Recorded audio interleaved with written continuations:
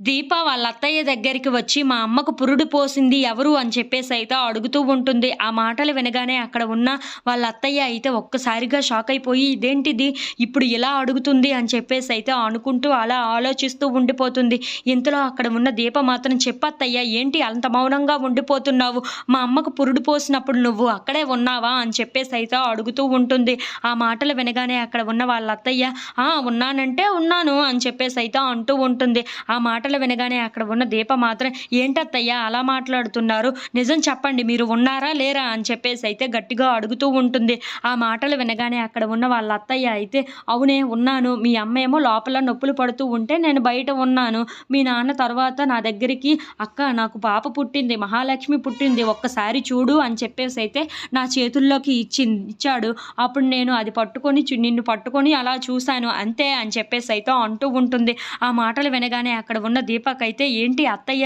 నిజం చెప్తుందో అబద్ధం చెప్తుందో అర్థం కావటం లేదే, ఎలా తెలుసుకోవాలి అని చెప్పేసైతే ఆలోచిస్తూ ఉంటుంది. ఇంతలో అక్కడ ఉన్న వాళ్ళ అత్తయ్య మాత్రం ఎందుకు ఇప్పుడు ఇవన్నీ అడుగుతున్నావు? అసలు ఏం జరిగింది నీకు? అని చెప్పేసైతే దీపను అడుగుతూ ఉంటుంది. ఆ మాటలు వినగానే అక్కడ ఉన్న దీప మాత్రం ఇప్పుడు ఏం చెయ్యాలి? అత్తయ్య దగ్గర నుండి ఎలా నిజం తెలుసుకోవాలి అని చెప్పేసైతే అలా ఆలోచిస్తూ ఉంటుంది. ఇంతలో అక్కడ ఉన్న దీప వాళ్ళ నాన్న ఫోటో దగ్గరికి వెళ్తూ ఉంటుంది. అది చూసి అక్కడ ఉన్న వాళ్ళ అత్తయ్య అయితే ఇది ఏం చేయబోతుంది ఇప్పుడు అని చెప్పేసైతే దీప దీప అని అరుస్తూ ఉంటుంది. ఇంతలో అక్కడ ఉన్న దీప వాళ్ళ నాన్న ఫోటోని తీసుకొని వచ్చి అత్త ఇప్పుడు నిజం చెప్పు అని చెప్పేసైతే దీప వాళ్ళ నాన్న ఫోటోను తీసుకొని వచ్చి వాళ్ళ అత్తయ్యమని ఒట్టు వేసి మరీ చెప్పమంటూ ఉంటుంది. అది చూడగానే అక్కడ ఉన్న వాళ్ళ అత్తయ్య అయితే ఒక్కసారిగా షాక్ అయిపోతూ ఉంటుంది.